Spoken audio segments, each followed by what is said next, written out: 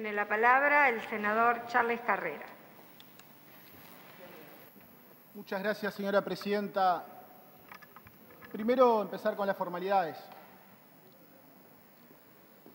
Nosotros hacemos nuestras las palabras del senador Penades, que nos representó al saludar a nuestros funcionarios y a saludar a Bernardo por lo trágico que sufrió su hermano el otro día, y realmente sé que eso impactó muy fuerte en todos nuestros funcionarios que estaban trabajando aquí.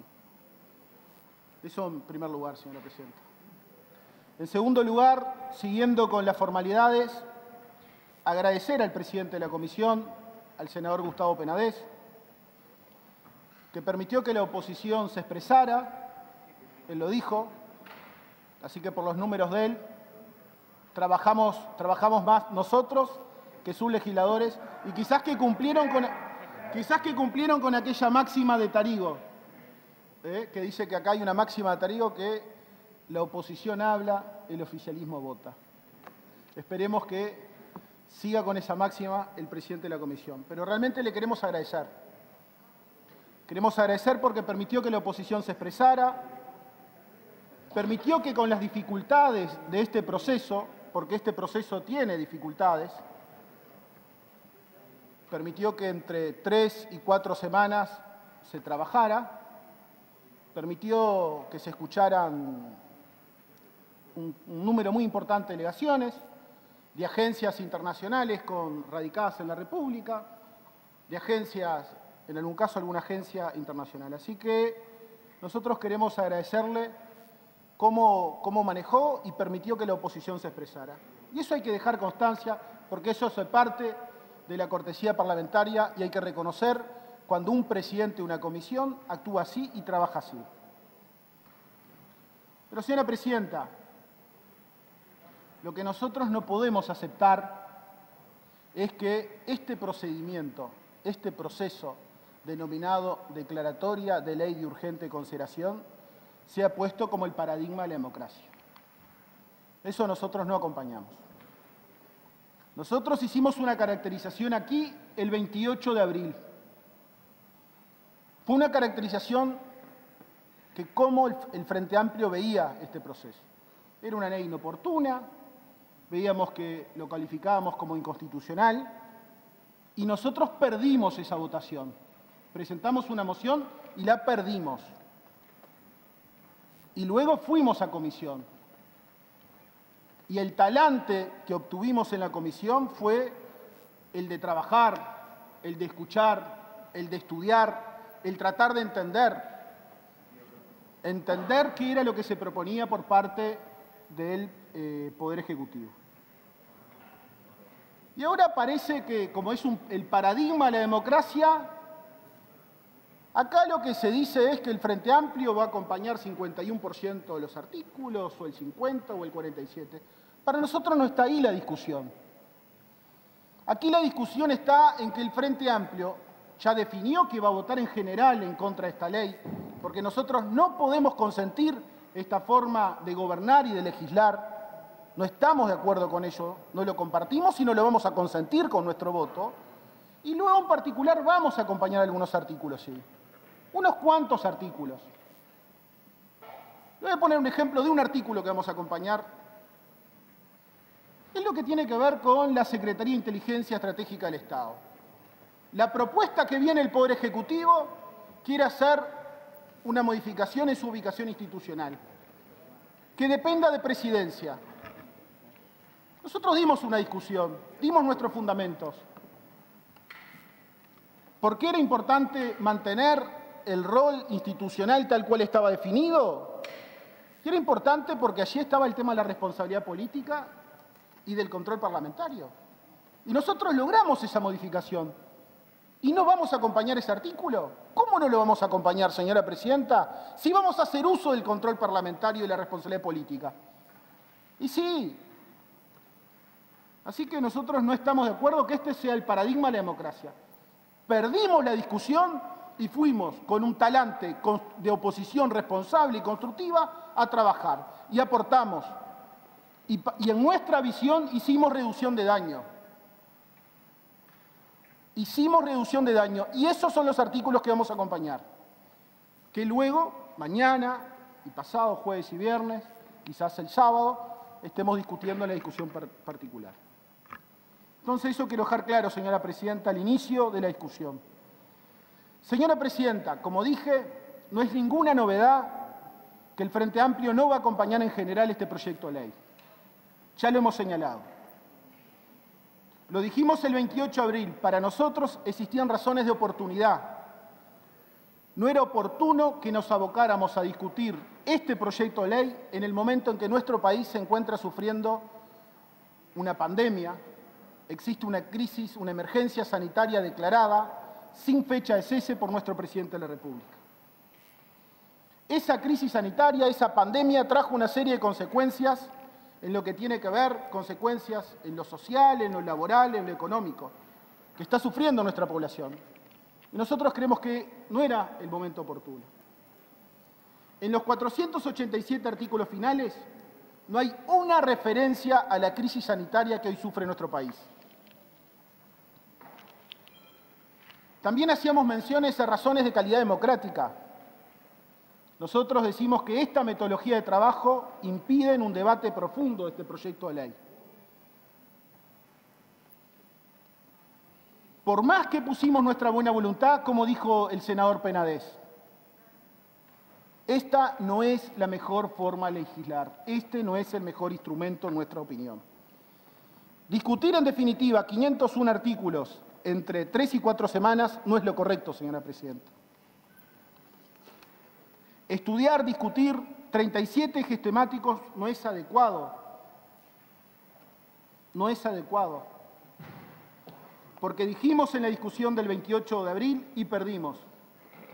Y fuimos, como dije, como oposición responsable y constructiva, a trabajar a la comisión especial. Y tan es así que luego de aquella dura discusión que tuvimos el 28 de abril, a nosotros nos correspondió asumir la vicepresidencia de la comisión y lo aceptamos. Si el Frente Amplio se hubiera cruzado de brazos y no quisiera aportar, no hubiera aceptado la vicepresidencia. Pero no es así. Ese no es el rol del Frente Amplio. Como señalé, vamos a votar en contra y no vamos a acompañar el proyecto, ya que no podemos consentir esta forma de legislar. No podemos consentir esta forma de gobernar. En la historia institucional es la primera vez que se propone utilizar este mecanismo excepcional, el mecanismo extraordinario, en forma normal. Y el Frente Amplio no puede consentir esa forma de legislar.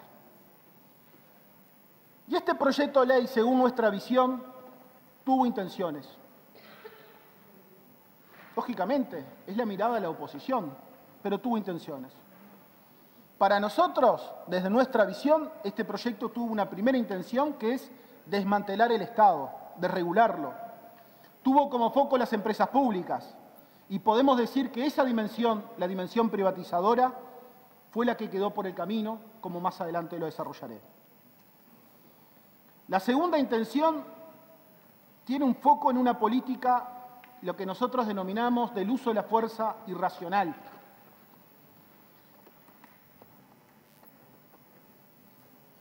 Y también debemos decir que el proyecto de ley que hoy comenzamos a tratar en forma general es bien diferente, hacía mención el senador Penades, pero es bien diferente al que ingresó en el Parlamento, al que ingresó al Parlamento.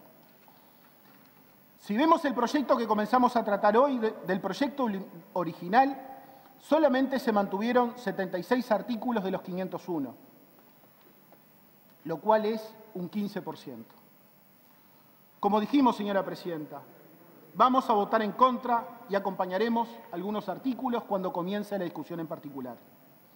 Y si bien la dinámica de la discusión, en nuestra opinión, no fue adecuada, no por la voluntad de los 15 miembros de la comisión especial, sino no es adecuada por la metodología, por los procesos, por los tiempos que nos impone la Constitución, entendemos que hay medidas que vamos a respaldar porque allí aportamos, y ese es el rol de esta oposición.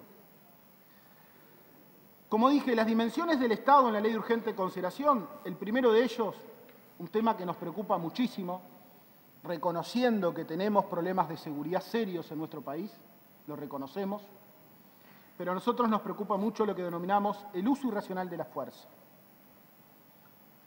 Y en materia de seguridad pública, señora Presidenta, aquí se rompió un acuerdo, un pacto no escrito. Un pacto no escrito del sistema político uruguayo que por lo menos desde el año 1995, las leyes en materia de seguridad eran discutidas en ámbitos consensuados, en ámbitos más amplios.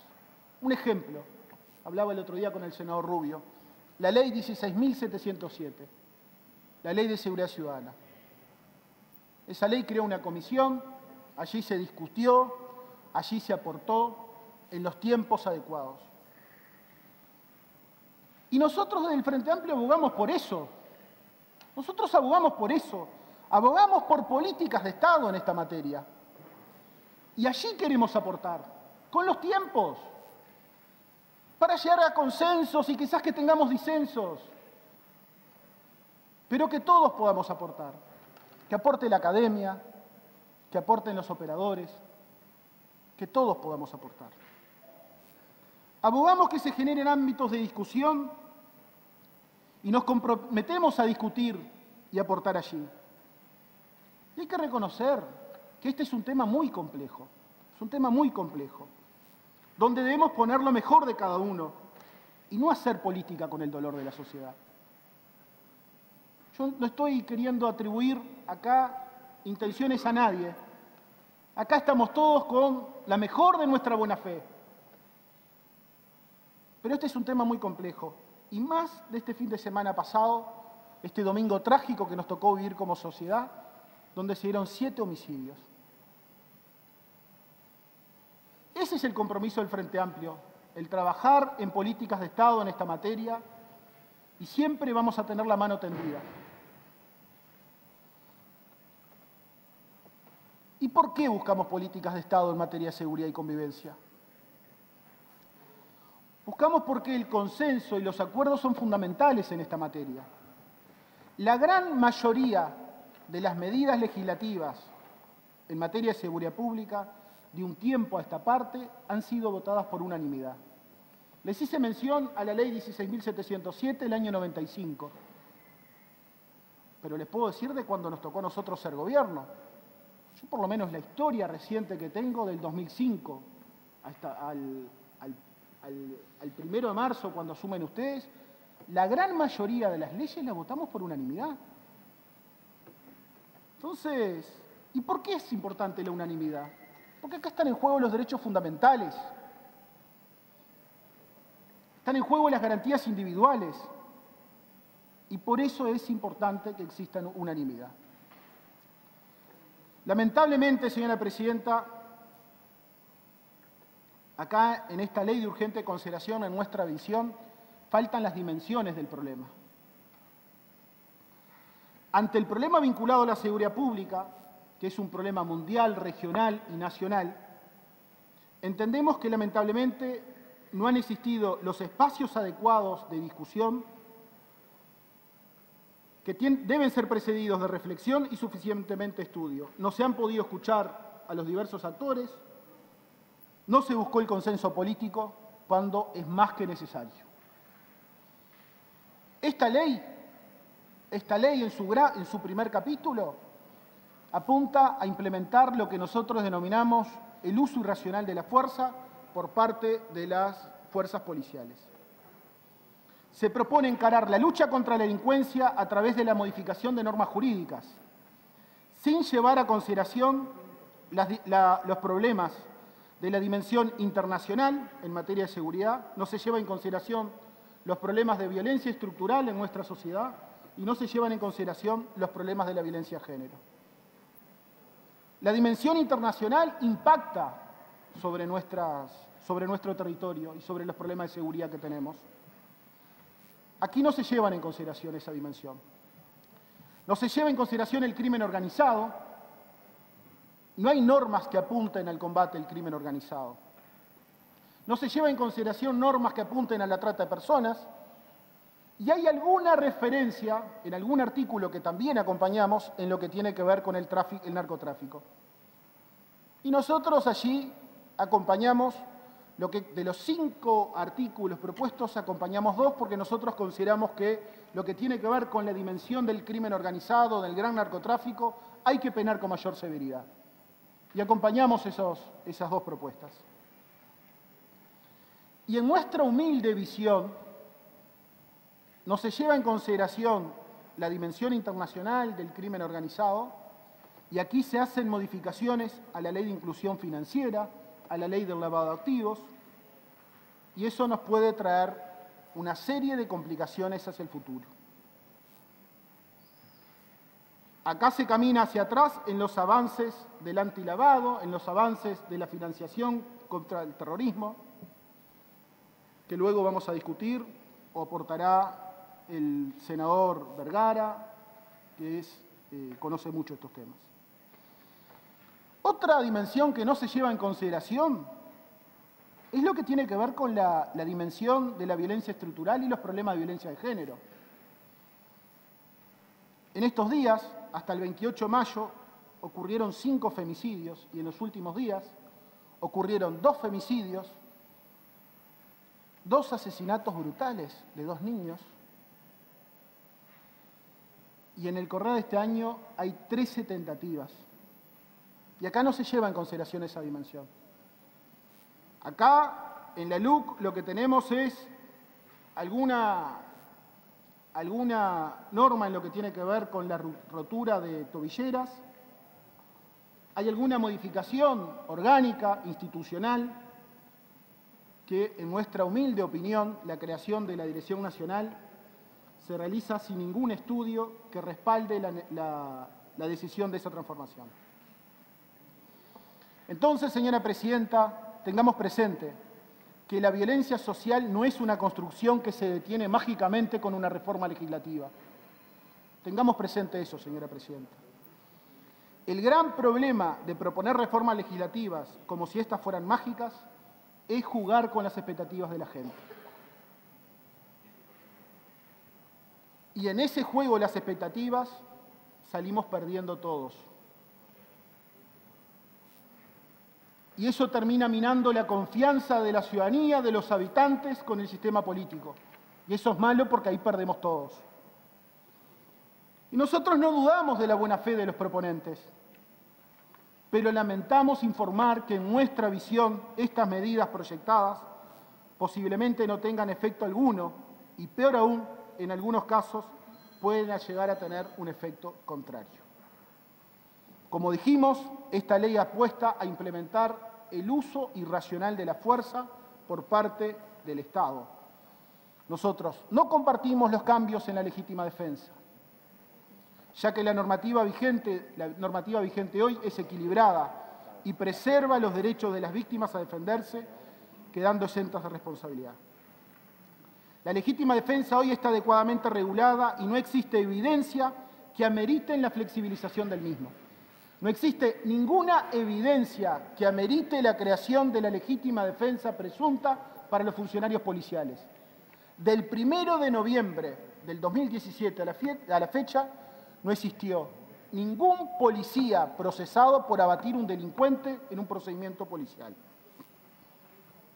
Y además es equivocada del punto de vista jurídico, y no lo decimos nosotros.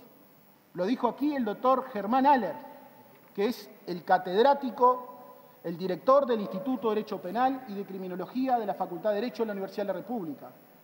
Los funcionarios policiales y militares, cuando actúan respaldados por la Constitución de la República y por la ley, actúan en cumplimiento de la ley. No actúan en legítima defensa, actúan en cumplimiento de la ley. Aquí hay que decirlo en forma clara. Se trata de una flexibilización de los requisitos para disparar las armas de fuego y esto es equivocado. Nosotros no vamos a acompañar el capítulo que refiere a las modificaciones a la ley de procedimiento policial. Eso nos preocupa.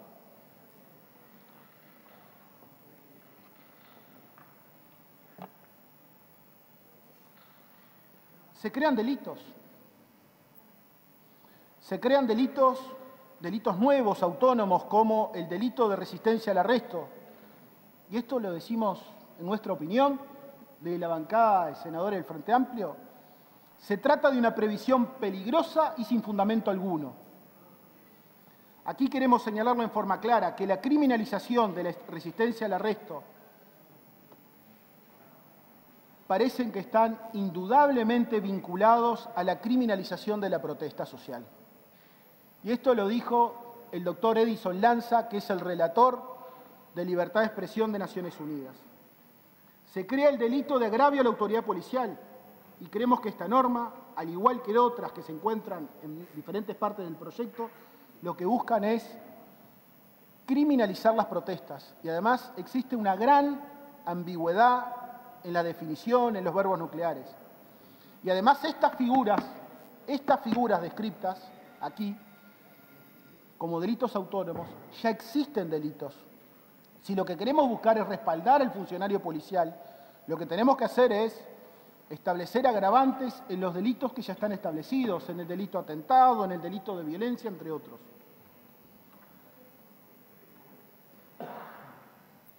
Y para cerrar este punto, señora presidenta, me gustaría destacar algunos comentarios que realizó el señor Jarab, que es el representante regional del Alto Comisionado de las Naciones Unidas para los Derechos Humanos en Sudamérica.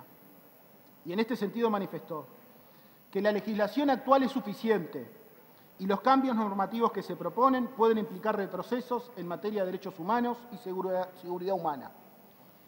Manifestó preocupaciones y discrepancias respecto a casi todos los puntos relativos a la seguridad pública. La segunda dimensión que le queremos dar a nuestra intervención es la fuerte impronta privatizadora que tenía la LUC 3.0 que llegó aquí al Parlamento. Otro aspecto que queremos destacar de este proyecto, como dije, es la fuerte impronta privatizadora y desreguladora que tuvo originariamente, pero que podemos decir que fue desarticulado. Fue desarticulado a través de la discusión en la comisión. Nosotros tuvimos una fuerte oposición, pero también fue desarticulado por intervención del Partido Colorado y de Cabildo Abierto. Aquí se logró entorpecer los planes que había respecto a dos de nuestras principales empresas, que son ANCAP y Antel. Aquí se logró revertir la desmonopolización del mercado de combustibles y se logró evitar que Antel quedara obligada a compartir su infraestructura, la infraestructura que abonamos todos los uruguayos, con sus competidores. Eso, por suerte, quedó por el camino. Pero también hay que decirlo que el hecho de que se haya desandado estos artículos que establecían la desmonopolización de hidrocarburos y Antel son pequeñas victorias en defensa de las empresas públicas que son centrales en la configuración del Uruguay actual. Y eso hay que reconocerlo. Si tenemos la configuración de este Uruguay es por el rol que han tenido a lo largo de la historia empresas como ANCAP, como UTE, en todo el tema de electrificación rural, que nosotros como personas del interior hay que reconocer los avances en la electrificación rural, el tema de Antel, todo lo que tiene que ver con la digitalización, todo lo que tiene que ver con el desarrollo, la gran infraestructura que ha hecho Antel en el despliegue territorial del 85% del territorio nacional con despliegue de infraestructura. Esto hay que reconocer. El Frente Amplio estará firme en la defensa de las empresas públicas, en conjunto con el movimiento social y sindical. Y también es importante ver que en esta nueva legislatura que se inició hay partidos que también tienen una mirada, otros partidos políticos que tienen una mirada nacional de soberanía y de defensa de las empresas públicas, que hay que defenderlas y que son un patrimonio público a defender. En cuanto al sector agropecuario, señora presidenta, Nosotros ahí creemos que pudimos avanzar en algunos aspectos, pero hay retrocesos. Aquí queremos señalar que hay un retroceso muy grande en las modificaciones que se proponen al régimen de colonización. Nosotros en comisión, los legisladores del Frente Amplio, expresaron sus discrepancias y salvedades, entendiendo que a través de estas modificaciones que se hacen a través de esta ley, se está desnaturalizando un instituto que ha sido fundamental para permitir el acceso a la tierra. Y el Instituto de Colonización es un ente que tenemos que defender entre todos, porque tiene un patrimonio, y es un patrimonio muy importante de todos los orientales. Lo debemos defender y evitar que se transforme en un instrumento de especulación. Nosotros creemos que es equivocada la medida de desafectar entre 92.000 y 120.000 hectáreas las primeras tierras que ingresaron al Instituto de Colonización y que provenían de la vieja sección colonización del Banco Hipotecario. Es un error hacerlo así sin analizar el impacto de la medida. Es un error. Y además hoy el directorio tiene facultades para permitir que cuando un colono, por diferentes razones, no quiere estar más allí, se le autoriza. Entonces creemos que es un error. Implica un daño sin precedentes a lo que son las tierras del Instituto de Colonización e implica una pérdida patrimonial muy importante para todos los uruguayos. Se debilita la política nacional de colonización al desafectar miles y miles de hectáreas. Y queremos decirlo, que se viola el espíritu de la ley del año 48. Con estas modificaciones estamos favoreciendo la especulación de la tierra y no estamos incentivando el trabajo sobre la misma. Señora Presidenta, esa es la visión que como miembro en minoría, en principio, queríamos dejar presentada. Luego los demás legisladores de la bancada del Frente Amplio harán uso en su oratoria y pondrán énfasis en otras circunstancias que vemos que son muy perjudiciales para la sociedad en su conjunto.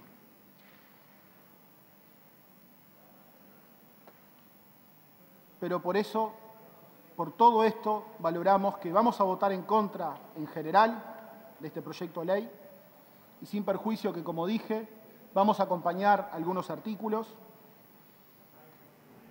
y esos artículos que vamos a acompañar, en su mayoría, fueron modificados e introducidos cambios en el corto debate parlamentario, porque también hay que reconocer eso, que en el corto debate parlamentario pudimos trabajar, y allí lo que buscamos son modificaciones que fueran beneficiosas para el conjunto de la sociedad.